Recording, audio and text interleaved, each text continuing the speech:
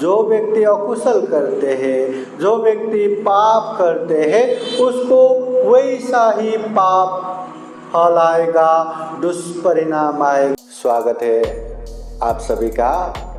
आप लोग देख रहे हैं बुद्धास टीचिंग चैनल और हम यहाँ महाकारुणिक तथागत बुद्धा और उनके शिक्षाओं के विषय में चर्चा करते हैं।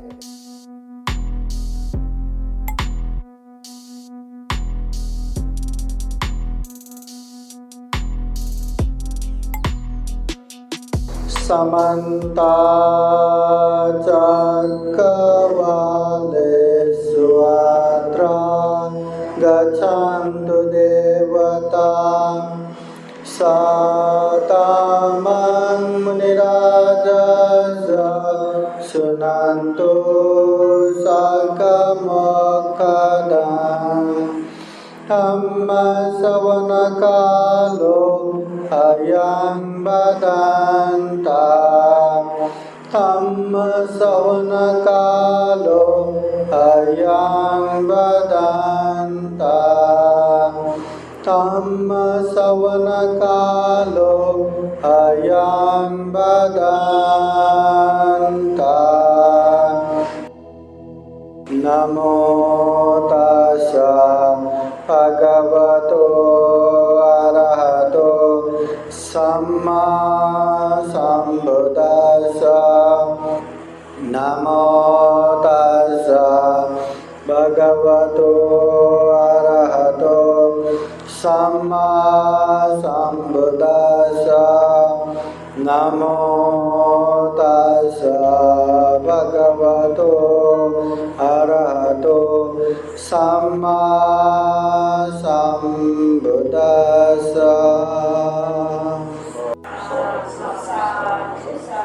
महाकारुणिक तथागत भगवान बुद्ध को त्रिवार वंदना। महाकारुणिक तथागत बुद्ध द्वारा देशित स्वाख्यात धम्म को त्रिवार वंदना। महाकारुणिक तथागत बुद्ध के आर्य श्रावक संघ को त्रिवार वंदना। परम पूजनीय बोधिसत्व डॉक्टर बाबा साहब अम्बेडकर, आज के विशेष कार्यक्रम में उपस्थित पूजनीय भिक्षु संघ, उपासक उपासिकाएं और प्रत्यक्ष अप्रत्यक्ष जुड़े हुए संपूर्ण श्रद्धा संपन्न बुद्धि संपन्न उपासक उपासिकाएं। महाकारुणिक तथागत बुद्ध बनने के बाद गांव, नगर, जनपद, देश देशांतरचारिका करते हुए लोगों के हित उपकार के लिए चारिका करते हैं। ढेर सारे धम्म की बातें बताते हैं। तथागत बुद्ध के उपदेश सुन के वहाँ न केवल हजारों, न केवल लाखों, करोड़ लोगों ने दुख मुक्ति का मार्ग फल प्राप्त किया। किसी ने श्रोतापति फल, किसी ने सकिटागामी फल, किसी में अनागामी फल और किसी ने दुख मुक्त अनंत फल भी प्राप्त किया।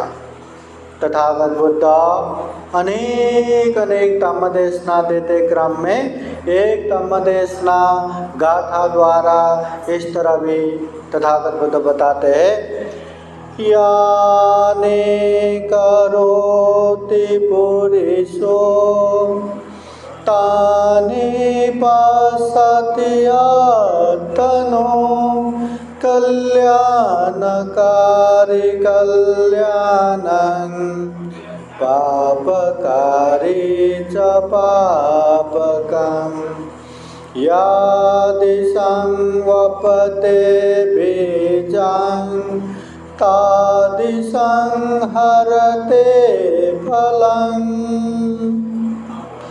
तथागत बुद्ध कहते हैं, यानी करोति पुरुषो, एक इंसान जैसा करता है, तानी पश्यति आत्मनो, उसको वैसा ही दिखने को मिलता है।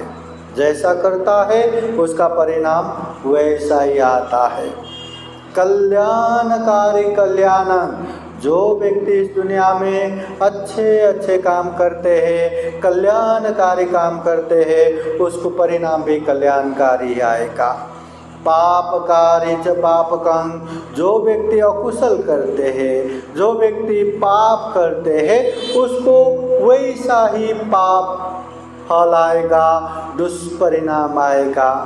तथागत बुद्ध कहते हैं यादि संवपते बीजं, हम जैसा बीज अन्न पे ये जमीन पे डालेंगे, तादिसं हरते फलम, वहाँ वैसा ही फल उत्पन्न होता है।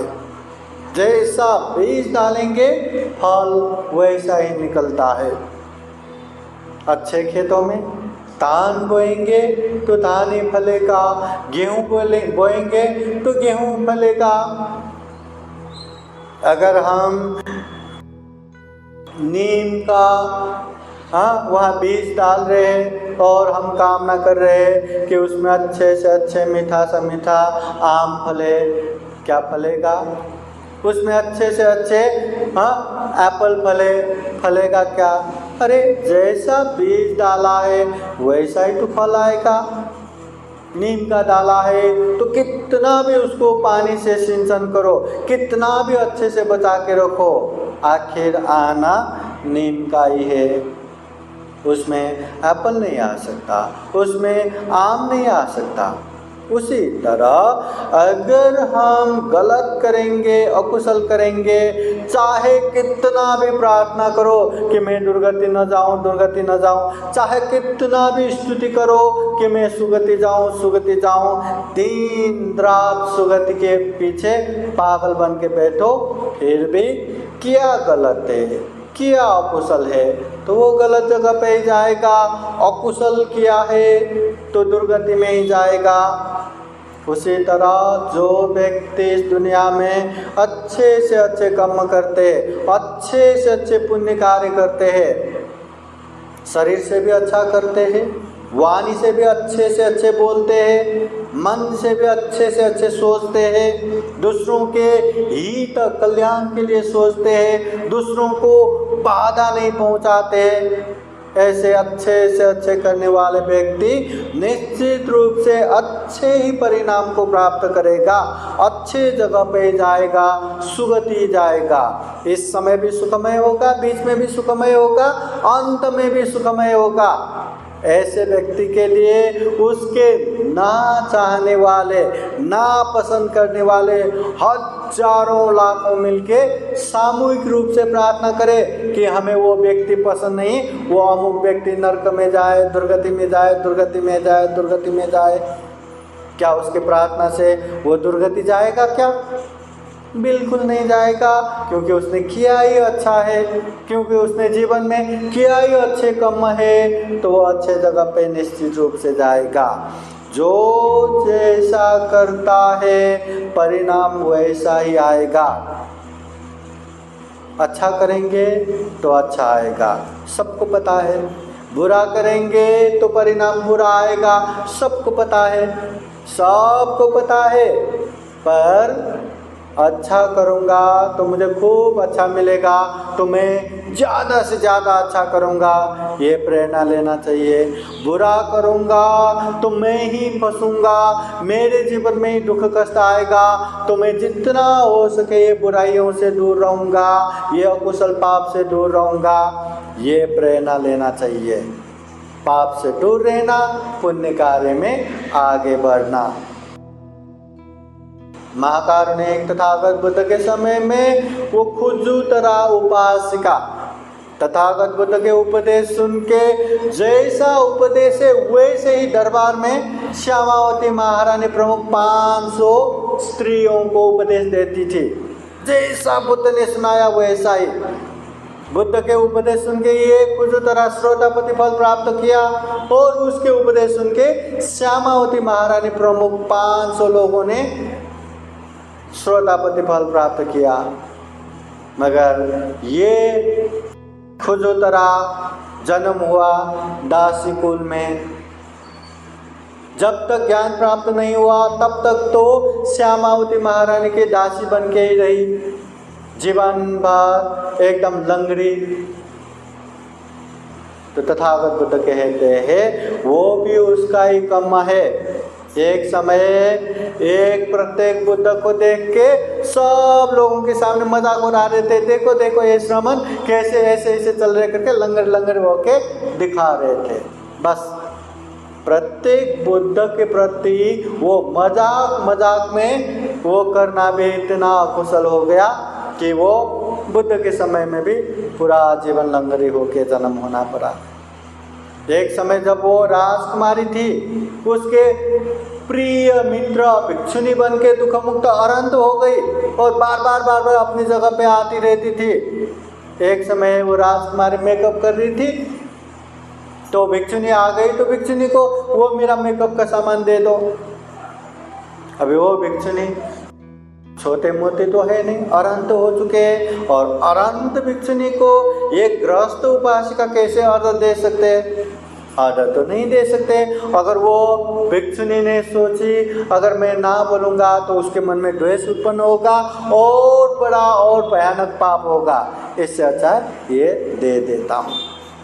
जिसको ऑर्डर नहीं करना था, जिसको ये दो वो दो नहीं बोलना था, बोल दिया, बस वही पाप की वजह से वो जिंदगी भर मतलब ऐसे दासी कुल में जन्म होना पड़ा। इतने समय तक दासी होके जन्म होना पड़ा। जब श्यामावती महारानी उसको बुद्ध का उपदेश सुना था तभी उसको दासी से मुक्त करके बहन की तरह रखा। मतलब जैसा जो कर्म करता है परिणाम वैसा ही आता है। तथागत बुद्ध ने दीपंकर तथागत बुद्ध को मिलने के बाद मैं भी बुद्ध बनूंगा ऐसी कामना किया, तो बुद्ध तो ऐसे ही बनता है क्या? किसी ने तथास्तु बोला और बुद्ध बन गया, ऐसा होता है क्या? नहीं। तो बुद्ध बनने की संकल्प करने के बाद अब मुझे बुद्ध बनने के लिए मुझे क्या करना पड़ेगा? पहले जो बुद्ध बनने वाले हैं वो लोगों ने क्या किया? तो देखा कि 10 पारमिता पूर्ण करते हैं, 10 उपपारमिता पूर्ण करते हैं, 10 परमत्थ पारमिता पूर्ण करते हैं। 10 पारमिता दान शील निष्क्रम वीर्य प्रज्ञा शांति सत्य अधिष्ठान मैत्री उपेक्षा, ये 10 पारमिता। और 10 पारमिता को अच्छे से पालन करना, शरीर के अंग प्रत्यंग नाश हो तो भी अच्छे से पालन करना 10 उपपारमिता, अपना जान प्राण दे के भी पालन करना 10 परमत्थ पारमिता।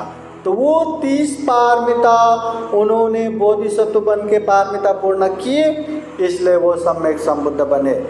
बिना कारण बिना वजह सम्यक संबुद्ध नहीं बने। इसलिए जो अच्छा करता है उसको अच्छा परिणाम आएगा, जो बुरा करता है उसको बुरा ही परिणाम आता है। फिर भी कितना भी धम्म की बातें सुनो, कितना भी ये बातें सुनते रहो, इतना ख्याल नहीं आता, इतना सजग नहीं होता, इतना सचेत नहीं होता। अगर वैराग्य उत्पन्न होता, धम्म में वैराग्य उत्पन्न होता तो वो पाप में आज थोड़ा ही करता हूँ करके पाप कभी नहीं करेगा। और ये धम्म अभी जितना मिला थोड़ा जिंदगी भर करते रहना, ऐसे भी एकदम हल्का ढीला नहीं करेंगे, वो एकदम दृढ़ श्रद्धा से धम्म भी करते जाएगा। पर वो वैराग्य धम्म नहीं है, जितना मिला करेंगे करके एकदम ढीला हल्का ही करते हैं। तथागत बुद्ध के समय में ये विशाखा उपासिका जीवन के 7 साल की उम्र में श्रोतापति फल प्राप्त किया। जब जवानी में हो गई तो उसकी शादी अबौद्ध कुल में हो गया। ऐसे जगह पे शादी हो गया जहाँ न भिक्षुओं को भोजन के लिए बुलाते थे, न धम्म देशना के लिए बुलाते थे, न बुद्ध के प्रति श्रद्धा है, न धम्म के प्रति श्रद्धा है, न संघ के प्रति श्रद्धा है। ये विशाखा उपासिका श्रोतापति फल पहुँच चुके हैं। उनको बुद्ध के प्रति धम्म के प्रति संघ के प्रति श्रद्धा है, सेवा करना है, खूब पुण्य कार्य करना है, पर उसके मायके में किसी को नहीं बुलाता। अभी बहू है तो कैसे बुला सकते हैं? तो ऐसे समय में भी मतलब उन्होंने बहुत ही संघर्ष किए। एक समय तो ऐसा हो गया कि उसके ससुर मृगार से खाना खा रहे थे, सोने के थाली में मस्त खाना खा रहे थे, और उसके बहू विशाखा पंखा लेके हवा दे रही थी। तो ऐसे समय में बाहर एक भिक्षु भिक्षाटन के लिए आते हैं। तो विशाखा उपासिका ये अपने ससुर वो भिक्षु को देखे और थोड़ा सा दान दे दो, खाने के समय में आए दान दे दो, ऐसा बोलेंगे तो मैं दान दूंगी करके, जैसा उसके ससुर भिक्षु को देखे उस तरह से वो हटत के बैठती है, उधर से उधर हटती, उधर से उधर हटती, पर उसके ससुर देख के भी अनदेखा करके वो अपने सर को इधर उधर करके एकदम नीचे झुक के देखते ही नहीं, दान देने के लिए बोलती नहीं। बहुत देर तक ऐसा होने के बाद अब विशाखा को लगा कि ये मेरे ससुर अब दान देने वाले नहीं है। अभी भंते जी वहाँ रुके हैं, तो वो कहते हैं भंते जी मेरे ससुर बासी खाना खा रहे, आपको दान देने वाला नहीं है, आप जाइए। अभी उसके ससुर बासी खाना खा रहे थे क्या? नहीं, सोने के थाली में इतना अच्छा अच्छा पकवान खा रहे थे, मगर अपने बहू अभी भी शादी होके आए, अपने बहू सबके सामने बासी खाना खा रहे। ऐसा बोलने के बाद वो मृगार सेन को इतना गुस्सा आया, इतना गुस्सा आया, वो थाली वहीं पे पटक के चला जाता है, और गुस्से में इतना गुस्सा कि सबको बुला के अब ये विशाखा को उसके ससुराली भेज देंगे, रखेंगे ही नहीं, ऐसे गुस्सा कर रहा था। फिर बाद में सबको बुलाने के बाद कि विशाखा से पूछते हैं कि सोने के थाली में अच्छा खाना खा रहे, इसके बाद भी आपने क्यों ऐसा बोला कि बासी खाना खा रहे? तो विशाखा कहती है इसमें मेरा कोई गलती नहीं है, वास्तव में मेरे ससुर बासी खाना ही खा रहे। कैसे बासी? तो बोलती है मेरे ससुर ने पहले खूब अच्छा दान पुण्य किया रहेगा, खूब अच्छा धर्म किया रहेगा, जिसकी वजह से अभी भर के धन संपत्ति मिल रहा है। हाँ, पहले पुण्य किया है करके अभी मिल रहा है, पर अभी पुण्य नहीं कर रहे, कोई भी पुण्य नहीं कर रहे, बाद में तो मिलने वाला नहीं है, अभी तो नहीं कर रहे, पहले जो किया वाला है वही खा रहे, तो बासी तो खा रहे। तो ऐसा बोलने पे सब लोग कहते हैं ये विशाखा सही तो कह रही है, इसमें हाँ उसकी क्या गलती है? मृगार सर को कहते हैं। तो ऐसा होने के बाद फिर विशाखा अभी मैं एक ही शर्त पे यहाँ रुकूंगी कि मुझे संघ को भोजन दान देना है, अगर अनुमति मिलता है तो मैं रुकूंगी, नहीं तो मैं जाऊँगा ससुराल। तो दोष नहीं है, निर्दोष होने के बाद ठीक है तुम्हें जो करना है करो, पर हम कभी सामने नहीं आएंगे, हमेशा पीछे। एक बार तथागत बुद्ध आए, तथागत बुद्ध उपदेश दे रहे थे, वो मृगार से पर्दे के पीछे बैठ रहे थे, तो धम्मदेशना बुद्ध ने ऐसे उपदेश दिया, पर्दे के पीछे बैठे बैठे मृगार सेठ को इतना ध्यान गया कि उसको लगा कि बुद्ध ने मुझे जान लिया, बुद्ध ने मुझे देख लिया, मेरे लिए ही उपदेश दे रहे। इतना ध्यान से उपदेश सुनते हैं कि उसने भी धर्मचक्षु प्राप्त किया। वो पर्दे हटा के तथागत बुद्ध को वंदना करते हैं और अपने बहू के सामने हाथ जोड़ते हुए कहते हैं, हे विशाखे, आज से मैं तुम्हें माँ की दर्जा देता हूँ। एक माँ ने मुझे इस दुनिया में जन्म दिया, पर तुमने मुझे सही ज्ञान में, सही धम्म में जन्म दिया, आज से तुम मेरे माँ हो। तब से लेके विशाखा को मृगार माता भी कहते हैं। मतलब पहले हमने अच्छा किया था तो अभी अच्छा हो रहा है, अभी अच्छा करेंगे तो बाद में भी अच्छा होगा। पहले हमने कुछ बुरा किया होगा इसलिए अभी बुरा हो रहा है, तकलीफें आ रहा है, चिंता बढ़ रहा है, दुख बढ़ रहा है। अब भी अच्छा नहीं करेंगे तो भविष्य में भी अच्छा नहीं होगा। अभी बुरा करेंगे तो भविष्य में भी बुरा होगा। हमेशा याद करना, अगर हमारे जीवन में सुख आ रहा है तो उसका कारण हम ही है, अगर हमारे जीवन में दुख आ रहा है तो उसका कारण भी हम ही है। यहाँ कोई बैठा नहीं है कि आपको सुख दे के मजा ले, दुख दे के मजा ले, ऐसा बैठा वाला कोई नहीं है। सुख आ रहा है तो उसके जिम्मेदार हम ही है, दुख आ रहा है तो उसके जिम्मेदार भी हम ही है। आता सांगा आम्हाला का पाहिजे, क्या चाहिए हमें, सुख चाहिए कि दुख चाहिए, शांति चाहिए कि अशांति चाहिए। अगर सुख चाहिए तो सुख पुण्य करने से मिलेगा या पाप करने से मिलेगा? पुण्य करने से मिलेगा। और पुण्य दूसरों को दुख दे के मिलेगा या दूसरों के उपकार करके मिलेगा? उपकार करके मिलेगा। अच्छा चीज करके पुण्य मिलेगा या बुरा चीज करके मिलेगा?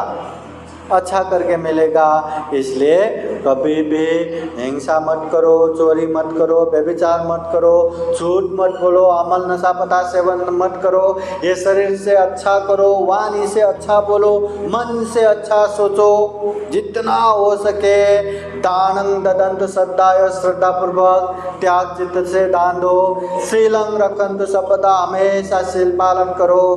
भावना विरता होंतु, ध्यान भावना करते जाओ। जितना हो सके धम्म देशना सुनो, धम्म की चर्चा करो, जो सम्मान्य व्यक्ति है उनकी सम्मान करो, आदर सत्कार करो, और जितना हो सके उन लोगों की सेवा भी करो। जितना पुण्य है धम्म है उसे करते जाओ और गलत चीज़ों से अलग होते जाओ। अगर गलत धम्म से अलग रहेंगे और अच्छे धम्म में आगे बढ़ेंगे तो जीवन में खूब पुण्य होगा, खूब धम्म होगा। ये दुर्लभ, यह अमूल्य, ये सर्वश्रेष्ठ जीवन भी सफल होगा, सार्थक होगा। इसलिए श्रद्धावान उपासक उपासिकाएं हम यही कामना करते हैं कि हम भी जीवन में खूब सारा पुण्य कर सके, खूब सारा धम्म कर सके, जीवन में अच्छे से अच्छे पुण्य धम्म करते हुए सभी दुखों से मुक्त, जन्म जरा व्याधि मरण से मुक्त, निर्वाण तक प्राप्त कर सके, ऐसी कामना करते हुए आज का ये धम्म देशना यहीं समापन करते हैं। सबका मंगल हो, सबका कल्याण हो। भवतु सब मंगलम। साधु साधु साधु। बुद्धं नमामि, बुद्ध को नमन करता हूँ।